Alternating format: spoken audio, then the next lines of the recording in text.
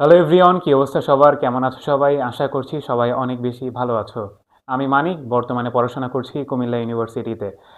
আজকে থেকে আমরা এই চ্যানেলে নতুন একটা সিরিজ শুরু করতে যাচ্ছি, সেটা হচ্ছে হিসাব বিজ্ঞানের উপরে। হিসাব বিজ্ঞানের একটা অধ্যায়ে আমাদের যত কিছু প্রয়োজন বিশ্ববিদ্যালয়ে ভর্তির জন্য, প্রত্যেকটা জিনিস আমরা এই সিরিজে দেখতে যাচ্ছি। প্রত্যেকটা অধ্যায়ে দুইটা ভিডিওতে বিভক্ত থাকবে। প্রথম ভিডিওতে আমরা ওই অধ্যায়ের যত প্রকার বেসিক প্রশ্ন আছে সব কিছু আমরা শেষ করব, এবং পরবর্তী ভিডিওতে আমরা পুরনো বছরের যত ইউনিভার্সিটি কোশ্চেন এবং সম্ভাব্য যত কোশ্চেন আছে সব কিছু আমরা সলভ করতে যাচ্ছি। তো আমি চাই এই পুরো সিরিজটা তোমার জন্য অনেক বেশি উপকার হোক এবং তুমি আমার সাথে শুরু থেকে শেষ পর্যন্ত থাকো। তাই এটা করার জন্য তোমাদের অবশ্যই এই চ্যানেলটা সাবস্ক্রাইব করা উচিত এবং পাশে থাকা বেল বাটনটা বাজিয়ে দেওয়া উচিত। তো শুরু করা যাক আমাদের আজকের ভিডিও। আমরা চলে আসলাম আমাদের প্রথম স্লাইডে। আর প্রত্যেকটা জিনিস একটু ভালো করে বোঝার চেষ্টা করতে হবে। আমি মিনিমাম প্রত্যেকটা জিনিস 2 থেকে 3 বারের মতো বলার চেষ্টা করব। তোমরা করবা কি, এই জিনিসগুলো হুবহু খাতায় নোট করবা, এবং খাতায় নোট করলেই হবে না, ভালোভাবে পড়তে হবে, বুঝতে হবে। তো শুরু করা যাক। প্রথমে রয়েছে আমাদের হিসাব বিজ্ঞান প্রক্রিয়াকে 3 ভাগে ভাগ করা হয়। আচ্ছা, আমি সরাসরি একটা টপিকে চলে গেলাম, সেটা হচ্ছে হিসাব বিজ্ঞান প্রক্রিয়া। একদম এখানে বোঝার কোনো কিছু নাই, প্রথম পেজটা আমরা একদম ভালো করে বুঝবো। দেখো, হিসাব বিজ্ঞান প্রক্রিয়াকে 3 ভাগে ভাগ করা হয়। হিসাব বিজ্ঞান প্রক্রিয়াকে 3 ভাগে ভাগ করা হয়। প্রথম ভাগটা হচ্ছে লেনদেন শনাক্তকরণ। লেনদেন শনাক্তকরণ এটা হচ্ছে প্রথম ভাগ। 2 নম্বরটা হচ্ছে লেনদেন লিপিবদ্ধকরণ, আর 3 নম্বরটা হচ্ছে তথ্য সরবরাহ করা। আচ্ছা, এই যে লেনদেন শনাক্তকরণ, এইটার অপর নাম হচ্ছে লেনদেন নির্বাচন অবলিক চিহ্নিতকরণ। যে কোনো একটা নামেই আসুক না কেন, আমরা ধরবো যে এটা 1 নম্বর ধাপ। 2 নম্বর ধাপ হচ্ছে লেনদেন লিপিবদ্ধকরণ অবলিক হিসাব রক্ষণ অবলিক রেকর্ডিং। এটা হচ্ছে 2 নম্বর ধাপ। আর 3 নম্বর ধাপ হচ্ছে তথ্য সরবরাহ করা অবলিক কমিউনিকেশন, যার বাংলা হচ্ছে যোগাযোগ। আচ্ছা, এইখান থেকে কীরকম ধরনের প্রশ্ন আসতে পারে? এইখান থেকে বহুপদী এমসিকিউ আসতে পারে, যে নিচের কোনটা হিসাব বিজ্ঞান প্রক্রিয়ার অংশ বা নিচের কোনটা হিসাব বিজ্ঞান প্রক্রিয়ার অংশ নয়। আচ্ছা দেখো তাহলে, এবার একটা, দুইটা, তিনটা। এবার এই যে 2 নম্বর যে ধাপটা, সেটা হচ্ছে লেনদেন লিপিবদ্ধকরণ অবলিক হিসাব রক্ষণ অবলিক রেকর্ডিং। এইটার ভিতরে আবার 3টা ধাপ আছে, সেটা হচ্ছে লেনদেন বিশ্লেষণ, জাবেদাভুক্তকরণ আর খতিয়ান স্থানান্তরকরণ। এইটার ভিতরে মানে 2 নম্বর ধাপের ভিতরে আবার 3টা ধাপ আছে, সেটা হচ্ছে লেনদেন বিশ্লেষণ, জাবেদাভুক্তকরণ আর খতিয়ান স্থানান্তরকরণ। আশা করি এইটুকু তোমরা বুঝতে পারছো। তো দেখো, হিসাব বিজ্ঞান প্রক্রিয়াকে 3 ভাগে ভাগ করা যায়। একটা হচ্ছে লেনদেন শনাক্তকরণ বা চিহ্নিতকরণ, 2 নম্বর হচ্ছে লেনদেন লিপিবদ্ধকরণ, আর 3 নম্বর হচ্ছে তথ্য সরবরাহ করা। এইটুকু মুখস্থ করার পরে তারপরে আমরা এইখানে যাব যে লেনদেন লিপিবদ্ধকরণ প্রক্রিয়ার ধাপ আবার 3টা, সেটা হচ্ছে বিশ্লেষণ, জাবেদাভুক্তকরণ আর খতিয়ান। এইখান থেকে প্রচুর পরিমাণে এমসিকিউ আগের বছরগুলোতেও আসছে এবং সামনের বছরগুলোতেও আসবে। এবার দেখো, এইখানে এই যে 1 নম্বর আর এই 2 নম্বর, এই দুইটা ধাপকে বলা হয় হিসাব বিজ্ঞানের প্রাথমিক উদ্দেশ্য। এই যে 1 নম্বর ধাপ আর 2 নম্বর ধাপকে বলা হয় হিসাব বিজ্ঞানের প্রাথমিক উদ্দেশ্য। যদি আমাদের পরীক্ষায় কোশ্চেন আসে যে হিসাব বিজ্ঞানের মানে প্রাথমিক উদ্দেশ্য কোনটা, সেটা হচ্ছে এই যে লেনদেন শনাক্তকরণ হবে বা লেনদেন লিপিবদ্ধকরণ হবে অ্যান্সার। আচ্ছা, এরপর হচ্ছে 3 নম্বরকে বলা হয় হিসাব বিজ্ঞানের প্রধান উদ্দেশ্য। 3 নম্বর ধাপকে বলা হয় হিসাব বিজ্ঞানের প্রধান উদ্দেশ্য, সেটা হচ্ছে তথ্য সরবরাহ করা। তাহলে আমাদের পরীক্ষায় যদি কোশ্চেন আসে যে হিসাব বিজ্ঞানের প্রধান উদ্দেশ্য কোনটা, সেটা হচ্ছে তথ্য সরবরাহ করা। হিসাব বিজ্ঞানের প্রাথমিক উদ্দেশ্য কোনটা, সেটা হচ্ছে এই দুটা, লেনদেন শনাক্তকরণ অবলিক লেনদেন লিপিবদ্ধকরণ। ওকে ভাইয়া। এরপরে আরেকটা কোশ্চেন আমাদের আসে যে যাচাইকরণ হিসাব বিজ্ঞান প্রক্রিয়ার উদ্দেশ্য নয়। একটা বাংলা কথা মনে রাখতে হবে, যে যাচাইকরণ নামে পুরো হিসাব বিজ্ঞানে কোনো কিছু নাই। যাচাইকরণ হিসাব বিজ্ঞানের কোনো অংশই না। শুধু হিসাব বিজ্ঞান প্রক্রিয়া না, পুরো হিসাব বিজ্ঞানের মধ্যে যাচাইকরণ বলতে কোনো কিছু নাই। এই ছিল আমাদের 1 নম্বর স্লাইড। একটু ভালো করে বোঝার চেষ্টা করো এবং একটু দেখে নেওয়ার বিষয়গুলো একটু নোট করবা, খাতায় নোট করতে হবে। আচ্ছা, এরপর চলে যাবো আমাদের 2 নম্বর স্লাইডে। আচ্ছা, 2 নম্বর স্লাইডে আমরা চলে যাই। সেটা হচ্ছে দেখো, 2 নম্বর স্লাইডে রয়েছে হিসাব তথ্যের ব্যবহারকারী। হিসাব তথ্য। আচ্ছা, হিসাব তথ্য মানে কি? ধরো তুমি প্রতিষ্ঠানে, তোমার একটা তথ্য থাকে না, প্রত্যেকটা প্রতিষ্ঠানে বা প্রত্যেকটা জায়গায় একটা গুরুত্বপূর্ণ তথ্যগুলো থাকে। তো হিসাব তথ্যের ব্যবহারকারী হয় হচ্ছে 2 রকমের, একটা হচ্ছে অভ্যন্তরীণ ব্যবহারকারী আর একটা হচ্ছে বাহ্যিক ব্যবহারকারী। এবার আমাদের চিহ্নিত করতে হবে যে কোনগুলো অভ্যন্তরীণ ব্যবহারকারী আর কোনগুলো হচ্ছে বাহ্যিক ব্যবহারকারী। আচ্ছা, অভ্যন্তরীণ ব্যবহারকারী কারা? এক কথায়, বাংলা কথায়, যে মানে একটা প্রতিষ্ঠানে যারা সিদ্ধান্ত গ্রহণে মানে মতামত প্রদান করতে পারে, বা একটা প্রতিষ্ঠানে যারা সিদ্ধান্ত গ্রহণ করতে পারে, তারাই হচ্ছে হিসাব বিজ্ঞানের অভ্যন্তরীণ ব্যবহারকারী। আর বাহ্যিক ব্যবহারকারী হচ্ছে যারা সিদ্ধান্ত গ্রহণে কোনো মতামত রাখতে পারে না, তারা হচ্ছে বাহ্যিক ব্যবহারকারী। তো অভ্যন্তরীণ ব্যবহারকারীর ভিতরে দেখো, এই যে ব্যবস্থাপকগণ মানে ম্যানেজার্স, এই যে প্রত্যেকটা জিনিসের মানে ইংরেজি আমি পাশে লিখে দিছি, ইংরেজিগুলো আমাদের লাগবে। তারপরে দেখো বিপণন ব্যবস্থাপক, তারপরে অর্থ পরিচালক, তারপরে কোম্পানির উচ্চপদস্থ কর্মকর্তাগণ, তারপরে হচ্ছে উৎপাদন পরিদর্শক, ইত্যাদি ইত্যাদি ইত্যাদি। আচ্ছা, এরপরে আমরা যাই আমাদের পরবর্তী স্লাইডে আছে দেখো, তারপর আছে পরীক্ষকগণ, পরিচালনা পরিষদ, সুপারভাইজারগণ, ট্রেজারার, মানব সম্পদ ব্যবস্থাপনা, সারি ব্যবস্থাপক, ভান্ডার গুদামে ব্যবস্থাপক, প্রধান হিসাবরক্ষক, এক মালিকানা ব্যবসার ক্ষেত্রে মালিক। আচ্ছা, এইখানে আমি 14টা জিনিস দিছি, দেখো একটু ভালো করে বোঝার চেষ্টা করবা। আমরা কি পড়তেছি? হিসাব তথ্য। হিসাব তথ্যের ব্যবহারকারী আছে হচ্ছে দুই প্রকার, একটা হচ্ছে অভ্যন্তরীণ ব্যবহারকারী, একটা হচ্ছে বাহ্যিক ব্যবহারকারী। অভ্যন্তরীণ ব্যবহারকারী কারা? যারা হচ্ছে কোম্পানির বা প্রতিষ্ঠানের সিদ্ধান্ত গ্রহণে সরাসরি ভূমিকা রাখতে পারে বা সিদ্ধান্ত গ্রহণ করতে পারে, তারা হচ্ছে অভ্যন্তরীণ ব্যবহারকারী। আর বাহ্যিক ব্যবহারকারী কারা? যারা হচ্ছে সিদ্ধান্ত গ্রহণে কোনো মতামত রাখতে পারে না। তো আমরা অভ্যন্তরীণ ব্যবহারকারীর ভিতরে এই যে 14টা জিনিস দেখলাম, এবার এইখান থেকে পরীক্ষায় প্রশ্ন কীভাবে আসবে সেটা হচ্ছে এরকম বলবে যে নিচের কোনটি হিসাব তথ্যের অভ্যন্তরীণ ব্যবহারকারী বা অভ্যন্তরীণ ব্যবহারকারী নয়। তো আমাদের 14টা জিনিস একদম ঠাড়া মুখস্থ করতে হবে। এরপর আমরা চলে যাবো আমাদের পরবর্তী স্লাইডে। পরবর্তী স্লাইডে রয়েছে আমাদের হচ্ছে হিসাব তথ্যের দেখো পরবর্তী স্লাইডে রয়েছে আমাদের বাহ্যিক ব্যবহারকারী। বাহ্যিক ব্যবহারকারী এখানে লিখে দিচ্ছি যে সিদ্ধান্ত গ্রহণে কোনো ভূমিকা রাখে না। আগের বার একটু মিস্টেক হয়ে গেছে ওইখানে লিখতে, তো এইখানে দেখো এই যে বাহ্যিক ব্যবহারকারী কারা? যারা সিদ্ধান্ত গ্রহণে কোনো প্রকার ভূমিকা রাখে না। তারা হচ্ছে দেখো এই যে এক নম্বর হচ্ছে বিনিয়োগকারীগণ। বিনিয়োগকারীগণ কি করে? বিনিয়োগ করবে, তারপরে তাদের কাজ শেষ, তারা কি আর কোনো সিদ্ধান্ত গ্রহণ করতে পারবে না, বা স্বত্বাধিকার বা মালিক বা শেয়ার মালিকগণ কেউই সিদ্ধান্ত গ্রহণ করতে পারবে না। তারপর হচ্ছে নিয়ন্ত্রণকারী কর্তৃপক্ষ, তারপরে পাওনাদার দেনাদার, তারপরে হচ্ছে কর কর্তৃপক্ষ, শ্রমিক সংঘ, অর্থনৈতিক পরিকল্পনাকারী, বিশ্ববিদ্যালয় শিক্ষকগণ, ব্যাংকার, গবেষক, তারপর অন্য সংশ্লিষ্ট পক্ষসমূহ। তো এই 11টা ছিল হচ্ছে বাহ্যিক ব্যবহারকারী। তো আমি যদি এইখান থেকে আশা করি কোনো সমস্যা নেই কোনোটা বুঝতে, তোমাদের 1 নম্বর স্লাইডে এইখান থেকে দেখি কোনো সমস্যা হইতে পারে নাকি, এরকম কোনো কিছু আমরা দেখতে পারি নাকি। ব্যবস্থাপকগণ তোমরা বুঝতেছো? ওকে ওকে ওকে এইখানে আশা করি এখানে কোনো সমস্যা হবে না। আর যদি কোনো সমস্যা হয় তাহলে তোমরা অবশ্যই আমাকে সেটা জানাবা। ওকে ভাইয়া। আচ্ছা, এইখানে এই যে আর হিসাব তথ্যের এই যে বাহ্যিক ব্যবহারকারীর ভিতরে আরও এই যে আছে নিরীক্ষকগণ, তারপর হচ্ছে প্রতিযোগী প্রতিষ্ঠানসমূহ, তারপর হচ্ছে কোম্পানির কর্মচারীগণ। ওকে ভাইয়া, এই ছিল আমাদের হিসাব তথ্যের অভ্যন্তরীণ ব্যবহারকারী আর বাহ্যিক ব্যবহারকারীর ভিতরে কাহিনী। এরপরে চলে যায় আমাদের পরবর্তী স্লাইডে আমাদের রয়েছে সেটা হচ্ছে হিসাব বিজ্ঞানের বিভিন্ন মান এবং সংস্থা। এই স্লাইডগুলো খুবই ইম্পর্টেন্ট, একদম ঠাড়া মুখস্থ করতে হবে। তো প্রথমে আমরা দেখি যে কি আছে। প্রথমে আছে আন্তর্জাতিক হিসাবমান কমিটি, আইএএসসি। আইএএসসি এর পুনরূপ হচ্ছে ইন্টারন্যাশনাল অ্যাকাউন্টিং স্ট্যান্ডার্ডস কমিটি। যে কমিটি বানানটা দেখতে হবে, কমিটি বানান হচ্ছে COMMITTE। যে ডবল ইটা হচ্ছে মনে থাকে না, বা ডাবল টিটা মনে থাকে না। তো দেখো আন্তর্জাতিক হিসাবমান কমিটি কোনটা? সেটা হচ্ছে আইএএসসি। এটা প্রতিষ্ঠিত হয় 1973 সালে, যা যুক্তরাজ্যে প্রতিষ্ঠিত হয়েছিল। আচ্ছা, একটু ভালো করে মাথায় রাখতে হবে যে আন্তর্জাতিক হিসাবমান কমিটিকে, তাহলে হচ্ছে আইএএসসি। ওকে ভাইয়া।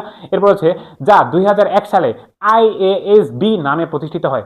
দেখো লাস্টে ছিল কিন্তু সি, পরবর্তী এটা ছিল হচ্ছে 1973 সালে, লাস্টে ছিল হচ্ছে সি, পরবর্তী যেবার প্রতিষ্ঠিত হয় ওটা হচ্ছে 2001 সালে।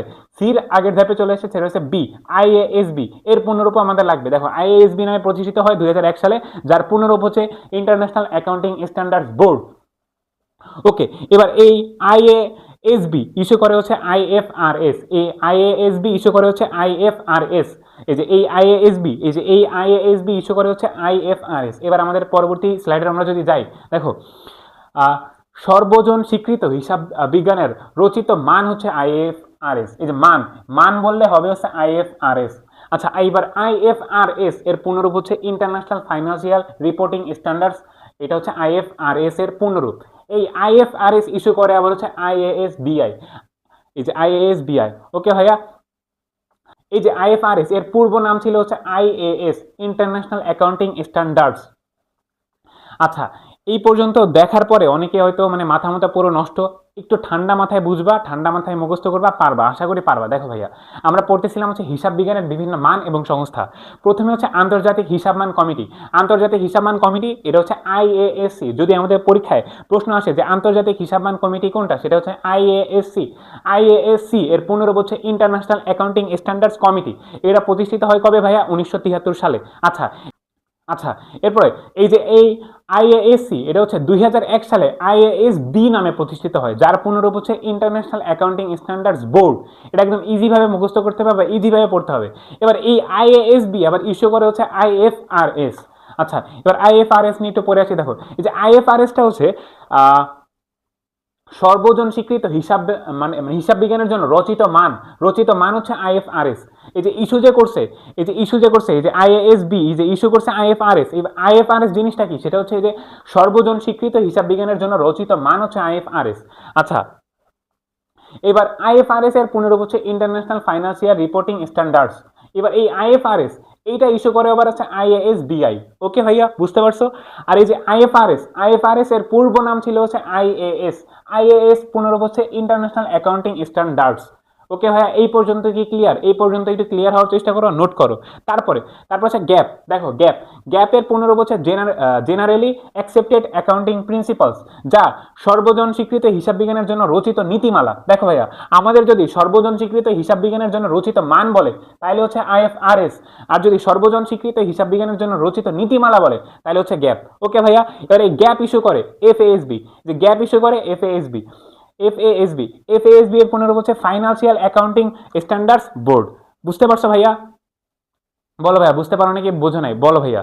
আচ্ছা, তাহলে এইখানে এই যে দুইটা পয়েন্ট সব থেকে বেশি যে ইম্পর্টেন্ট সেটা হচ্ছে এই যে সর্বজন স্বীকৃত হিসাব বিজ্ঞানের জন্য রচিত মান হচ্ছে আইএফআরএস, আর যে সর্বজন মানে স্বীকৃত হিসাব বিজ্ঞানের জন্য রচিত নীতিমালা হচ্ছে গ্যাপ। মানে মান বললে আইএফআরএস অ্যান্সার, নীতিমালা বললে হচ্ছে অ্যান্সার হবে হচ্ছে গ্যাপ।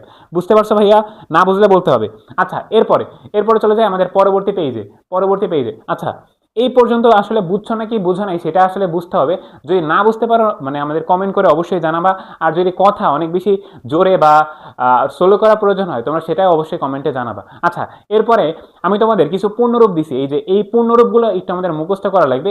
এই অনেকগুলো পূর্ণরূপ দিছি, এর ভিতরে এই যে হলুদ কালারের যেগুলো আছে সেগুলো একটু তোমরা পড়বা। তো আমি একটু পড়ে দিচ্ছি। দেখো, সিএ হচ্ছে চার্টার্ড অ্যাকাউন্টেন্টস। আচ্ছা, এই সিএ এর ভিতরে দেখো এসিএ, তারপরে এফসিএ, তারপরে আইসিএবি। আচ্ছা, এইখানে এই যে সিএ হচ্ছে 3টা ডিগ্রি প্রদান করে আমাদের, সেটা হচ্ছে এর ভিতরে এই যে তোমরা দেখতে পাচ্ছ। তো এর ভিতর থেকে সবচেয়ে ইম্পর্টেন্ট আমাদের লাগবে সেটা হচ্ছে আইসিএবি এর পুনরূপ হচ্ছে institute of chartered accountants of Bangladesh. আচ্ছা, এরপরে দেখো এরপরে হচ্ছে CMA, cost and management accountants Bangladesh. এই পূর্ণরূপগুলো আমাদের লাগবে। এই পূর্ণরূপ থেকে একটা প্রশ্ন যে কোনো পরীক্ষায় তোমরা পেয়ে যাবা। এই যে সিএমএ এই ডিগ্রি প্রদান করা হচ্ছে আইসিএমএবি, এই যে এর পূর্ণরূপগুলো লাগবে। এই যে এসিএমএ, এফসিএমএ, এগুলো একটু লাগবে। এগুলো অত বেশি ইম্পর্টেন্ট না, বাট যেগুলো হলুদ কালারের মার্ক করে দেওয়া আছে এইগুলো হচ্ছে সব থেকে বেশি ইম্পর্টেন্ট। তো দেখো, এই যে আইসিএমএবি এর পূর্ণরূপ হচ্ছে institute of cost and management accountants of Bangladesh. Okay ভাইয়া, বুঝতে পারছো? আচ্ছা, এরপর চলে আসলাম আমাদের পরবর্তী স্লাইডে আছে সিএমএ এই যে একটু আগেই পড়ছো, এর ভিতর থেকে এই যে আরো দুইটা পূর্ণরূপ আমরা পড়লাম, যে এগুলো একটু পড়ে নেবে, এগুলো একটু নিজেরা পড়ে নেবা ভাইয়া। এই যে হলুদ কালারের যেগুলো আছে সেগুলো জাস্ট মুখস্থ করবা, আর সাদা কালার বা এই যে অন্য যে কালিগুলো আছে এগুলো আমাদের দরকার নাই।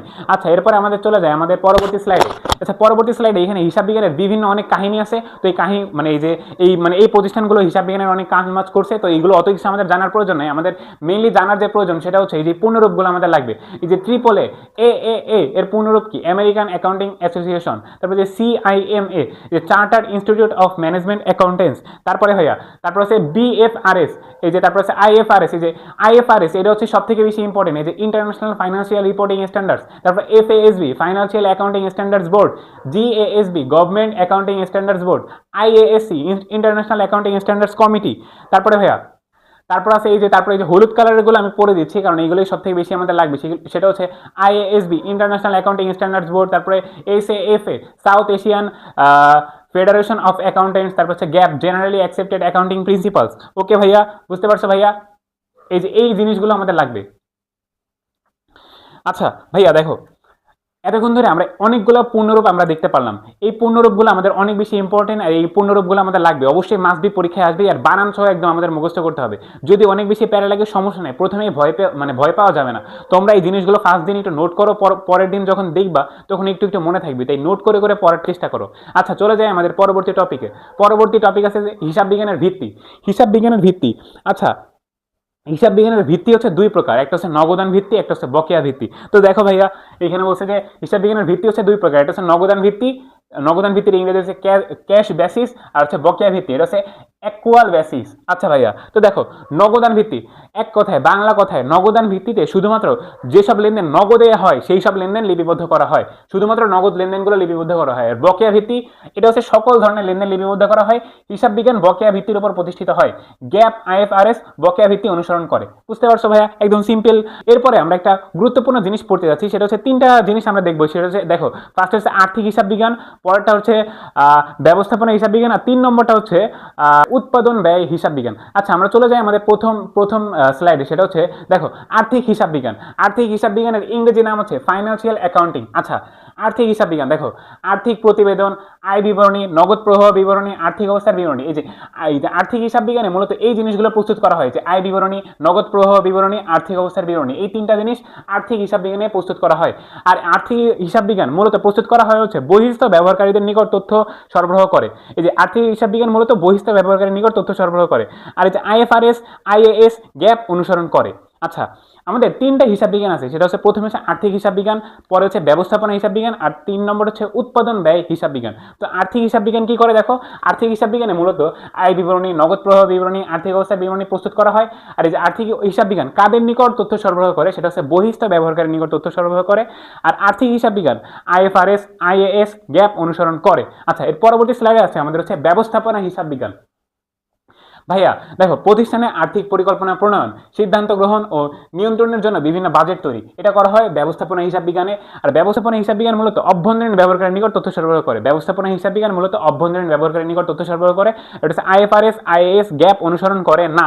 দেখো না, এর পরবর্তীতে আছে হচ্ছে আমাদের উৎপাদন ব্যয় হিসাব বিজ্ঞান। এটা দেখো উৎপাদন ব্যয় হিসাব বিজ্ঞান উৎপাদন খরচ নির্ধারণ এবং ব্যয় নিয়ন্ত্রণের জন্য বিভিন্ন খরচ বিবরণী ও উৎপাদন খরচের রিপোর্ট তৈরি করা হয় এই যে উৎপাদন ব্যয় হিসাব বিজ্ঞানে। আর এটা হচ্ছে অভ্যন্তরীণ ব্যবহারকারীর নিকট তথ্য সরবরাহ করে। আর হচ্ছে আইএফআরএস, আইএএস, গ্যাপ অনুসরণ করে না। তিনটা জিনিস আমরা দেখলাম, আর্থিক হিসাব বিজ্ঞান, ব্যবস্থাপনা হিসাব বিজ্ঞান, উৎপাদন ব্যয় হিসাব বিজ্ঞান। আর্থিক হিসাব বিজ্ঞান হচ্ছে দেখছো আর্থিক অবস্থার বিবরণী, নগদ প্রবাহ বিবরণী এগুলো প্রস্তুত করা হয়। আর এটা হচ্ছে বহিস্থ ব্যবহারকারীর নিকট প্রস্তুত করা হয়। আর এটা হচ্ছে আইএফআরএস, আইএএস, গ্যাপ এগুলো হচ্ছে অনুসরণ করে। আর দুইটা আছে ব্যবস্থাপনা হিসাব বিজ্ঞান আর উৎপাদন ব্যয় হিসাব বিজ্ঞান, এরা হচ্ছে অভ্যন্তরীণ ব্যবহারকারীর নিকট তথ্য সরবরাহ করে। আর হচ্ছে এরা হচ্ছে অনুসরণ করে না, যে আইএফআরএস, আইএএস, গ্যাপ এগুলো হচ্ছে অনুসরণ করে না। একদম সিম্পল ছিল। আচ্ছা ভাইয়া বুঝে গেছে এই পর্যন্ত? আচ্ছা এরপরে চলে আসলাম আমাদের পরবর্তী স্লাইডে। আশা করি এই পর্যন্ত তোমরা বুঝতে পারছো, আর প্রত্যেকটা জিনিস কিন্তু নোট করতে হবে ভাইয়া, বারবার বলতেছি। আচ্ছা এর পরবর্তীতে আমাদের রয়েছে হিসাবের শ্রেণী বিভাগ। আচ্ছা ভাইয়া দেখো হিসাবকে কত ভাগে ভাগ করা যায়, এটা আমরা সেই 9-10 ধরে পড়ে আসতেছি, 9-10 ইন্টার এই পর্যন্ত আমরা চলে আসছি, এটা আমরা আগে থেকেই জানি। দেখো আধুনিক পদ্ধতিতে হিসাব 5 প্রকার। আধুনিক পদ্ধতিতে হিসাব কত প্রকার ভাইয়া? 5 প্রকার। এক নম্বর হচ্ছে সম্পদ, আয়, ব্যয়, দায়, মালিকানা সত্ত্ব। এবার এই জায়গায় আমি একটা কাহিনী উল্লেখ করে দিচ্ছি। দেখো মালিকানা সত্ত্বের এতগুলো নাম আমরা হয়তো আগে জানতাম না, কিন্তু এখন জানবো। দেখো মালিকানা সত্ত্ব অবলিক অভ্যন্তরীণ সত্তা অবলিক আন্তদায় অবলিক মালিকের সত্ত্বাধিকার অবলিক নিট সম্পদ অবলিক ইকুইটি। আচ্ছা পরীক্ষায় যদি কখনো তোমাকে নিট সম্পদ বের করতে বলে ভাইয়া, তাইলে কিন্তু ওই যে সম্পদ করে দিলে হবে না। নিট সম্পদ বের করতে বলা কিন্তু ভাইয়া মালিকানা সত্ত্বের পরিমাণ বের করতে বলা। যদি মালিকানা সত্ত্বের ইনফরমেশন দেওয়া থাকে আর নিট সম্পদ বের করতে বলে, তাইলে কিন্তু ভাইয়া এই যে আমাদের মালিকানা সত্ত্বের পরিমাণে বের করতে হবে। মালিকানা সত্ত্বের একটা অপর নামই কিন্তু ভাইয়া নিট সম্পদ, বুঝতে হবে কিন্তু ভাইয়া। আশা করি এইটুকু আমাদের পুরো ক্লিয়ার। আর এইখানে আমরা নতুন কিছু একটা শিখছি, এটা জাস্ট নোট করে নিবা। ওকে, এরপরে চলে আসলাম আমাদের পরবর্তী স্লাইডে আছে আমাদের দেখো বিপরীত অবলিক প্রতি অবলিক কন্ট্রা হিসাব। দেখো ভাইয়া বিপরীত হিসাবের আরেকটা নামই কিন্তু প্রতি হিসাব অবলিক আরেকটা নাম হচ্ছে কন্ট্রা হিসাব। যদি তুমি ধরো বিপরীত হিসাবগুলো চিনো কিন্তু প্রতি হিসাব চিনো না, এরকম কিন্তু হবে না।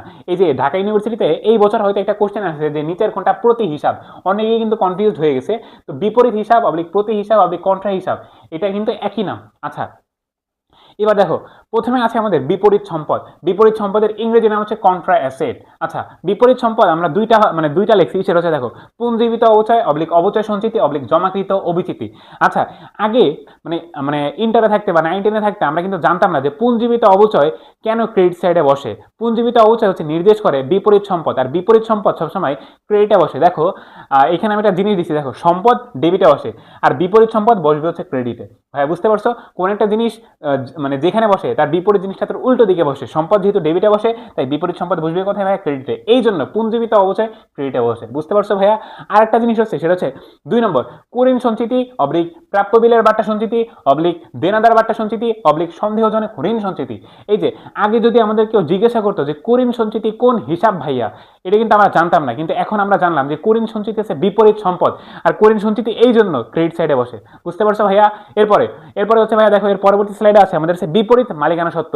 বিপরীত মালিকানা সত্ত্বের ইংরেজি নাম হচ্ছে কন্ট্রা ইকুইটি। আচ্ছা দেখো আমি কিন্তু বারবার বলতেছি যে বিপরীত অবলিক প্রতি অবলিক কন্ট্রা তিনটা কিন্তু একই নাম। হিসাব। আচ্ছা দেখো, বিপরীত মালিকানা সত্ত্বের ভিতরে প্রথমে আছে উত্তোলন, তারপরে আছে লভ্যাংশ, আর 3 নম্বর আছে ট্রেজারি স্টক। আচ্ছা উত্তোলন যে ডেবিটে বসে, কেন ডেবিটে বসে জানো ভাইয়া? কারণ হচ্ছে দেখো, মালিকানা সত্ত্ব কোন কি দের প্রকাশ করে? মালিকানা সত্ত্ব হচ্ছে ক্রেডিট দের প্রকাশ করে। আর বিপরীত মালিকানা সত্ত্ব কোথায় বসে ভাইয়া? ডেবিটে বসে। তো দেখো উত্তোলন কোন জায়গায় বসে? আমরা এত যাবত ধরে আমরা পড়ে আসলাম যে উত্তোলন ডেবিটে বসে। কেন ডেবিটে বসে? এটা হচ্ছে মেইন কাহিনী ছিল। কারণ হচ্ছে মালিকানা সত্ত্ব ক্রেডিটে বসে, আর বিপরীত মালিকানা সত্ত্ব হিসাব হচ্ছে ডেবিটে বসে। আচ্ছা তো দেখো, এই যে উত্তোলন কিন্তু মালিকানা সত্ত্বেরই একটা উপাদান, তাই উত্তোলন ডেবিটে বসে। কি কারণে ডেবিটে বসে? যে বিপরীত মালিকানা সত্ত্ব, তাই বিপরীত মালিকানা সত্ত্ব হচ্ছে তিনটা: উত্তোলন, লভ্যাংশ, ট্রেজারি স্টক। লভ্যাংশ তো আমরা বুঝছি, এবার আমরা যেটা বুঝবো না সেটা হচ্ছে ট্রেজারি স্টক। ভাইয়া ট্রেজারি স্টক হচ্ছে কোম্পানি যখন নিজের শেয়ার নিজে ক্রয় করে, সেটা হচ্ছে ট্রেজারি স্টক। বুঝে গেছে ভাইয়া? এই তিনটা জিনিস হচ্ছে বিপরীত মালিকানা সত্ত্ব। আমরা চলে গেলাম আমাদের পরবর্তী স্লাইডে। পরবর্তী স্লাইডে আছে বিপরীত আয়।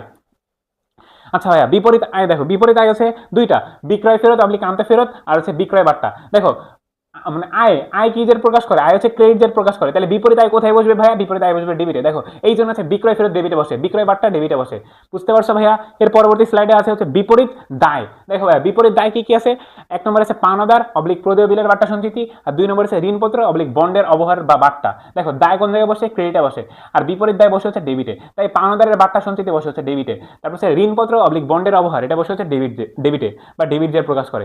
আর লাস্ট অ্যান্ড ফাইনাল সেটা হচ্ছে দেখো বিপরীত ব্যয়। আচ্ছা ভাইয়া, বিপরীত ব্যয় এটা একটু বুঝতে হবে। দেখো ব্যয় কোন জায়গায় প্রকাশ করে? ব্যয় ডেবিট জের প্রকাশ করে।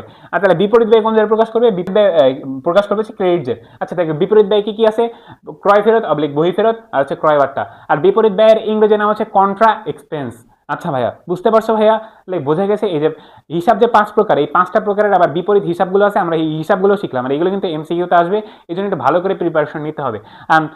আর আজকের দিনে লাস্ট অ্যান্ড ফাইনাল স্লাইড হচ্ছে এটাই। তো এইটা করার পরে আমরা আমাদের প্রথম অধ্যায় শেষ করতে যাচ্ছি, মানে প্রথম অধ্যায়ের যে বেসিক ক্লাস সেটা আমরা শেষ করতে যাচ্ছি। এরপরে আমাদের এমসিকিউ বা অ্যাডভান্স লেভেলের আর ক্লাস আসতে যাচ্ছে। তো দেখো লাস্ট স্লাইডে আছে সনাতন পদ্ধতিতে হিসাব। দেখো আধুনিক পদ্ধতিতে হিসাব 5 প্রকার। দেখো কিন্তু সনাতন পদ্ধতি মানে হচ্ছে পুরনো পদ্ধতিতে হিসাব হচ্ছে 2 প্রকার ছিল। একটা হচ্ছে ব্যক্তিবাচক হিসাব, আর একটা হচ্ছে অব্যক্তিবাচক হিসাব। আচ্ছা দেখো, ব্যক্তিবাচক হিসাবকে 2 ভাগে ভাগ করা গেছিল। সেটা হচ্ছে 1 নম্বর হচ্ছে দেনাদার, আর 2 নম্বর হচ্ছে পাওনাদার। আর অব্যক্তিবাচক হিসাবকে আবার 2 ভাগে ভাগ করা গেছিল। একটা হচ্ছে সম্পত্তিবাচক হিসাব, আর একটা হচ্ছে নামিক হিসাব। নামিক হিসাবকে আবার 2 ভাগে ভাগ করা যায়, সেটা হচ্ছে আয় আর ব্যয়। ওকে ভাইয়া? আচ্ছা দেখো বোঝার চেষ্টা করো, সনাতন পদ্ধতিতে হিসাব হচ্ছে 2 প্রকার: একটা হচ্ছে ব্যক্তিবাচক হিসাব, একটা হচ্ছে অব্যক্তিবাচক হিসাব। দেখো ব্যক্তিবাচক হিসাবের মধ্যে দেনাদার আর পাওনাদার এই দুটা, আর অব্যক্তিবাচক হিসাবের মধ্যে রয়েছে হচ্ছে সম্পত্তিবাচক হিসাব আর হচ্ছে নামিক হিসাব। নামিক হিসাবকে 2 ভাগে ভাগ করা যায়, সেটা হচ্ছে আয় আর ব্যয়। ওকে ভাইয়া, বোঝা গেছে? আচ্ছা এবার প্রকৃতিগতভাবে ব্যক্তিবাচক হিসাব হচ্ছে 3 প্রকার। একটা হচ্ছে স্বাভাবিক ব্যক্তিবাচক হিসাব। স্বাভাবিক ব্যক্তিবাচক হিসাব দ্বারা বোঝায় হচ্ছে মানুষের নাম। 2 নম্বর হচ্ছে কৃত্রিম ব্যক্তিবাচক হিসাব। কৃত্রিম ব্যক্তিবাচক হিসাব দ্বারা বোঝা হচ্ছে প্রতিষ্ঠানের নাম। আর 3 নম্বর হচ্ছে প্রতিনিধিত্বমূলক ব্যক্তিবাচক হিসাব। এই যে আয় আর ব্যয় বাদে, আয় ব্যয় আর সম্পদ বাদে যত কিছু আছে সব হচ্ছে প্রতিনিধিত্বমূলক ব্যক্তিবাচক হিসাব। সেটা হচ্ছে মূলধন, ঋণ, উত্তোলন, বকেয়া আয় ব্যয়, অগ্রিম আয় ব্যয়। বুঝে গেছে ভাইয়া? বুঝতে পারছো? এই ছিল আমাদের পুরো মানে হিসাব বিজ্ঞানের প্রথম অধ্যায় অ্যাডমিশনের বা বিশ্ববিদ্যালয়ে ভর্তির জন্য যতটুকু ইনফরমেশন আমাদের প্রয়োজন, প্রত্যেকটা ইনফরমেশনই এখানে দেওয়া আছে। তো সামনের ক্লাসে আমরা করতে যাচ্ছি এই অধ্যায়ের যত পুরনো বছরের বা পুরনো ইয়ারের যত অ্যাডমিশন কোশ্চেন, যত বিশ্ববিদ্যালয়ের ভর্তি কোশ্চেন আছে, যতগুলো ইম্পর্টেন্ট সবগুলো আমরা সলভ করব। তো আশা করি তোমরা আমাদের সাথেই থাকতেছো। তো দেখা হচ্ছে নতুন ক্লাসে। ততক্ষণ পর্যন্ত ভালো থেকো, সুস্থ থাকো। আল্লাহ হাফেজ, বাই বাই।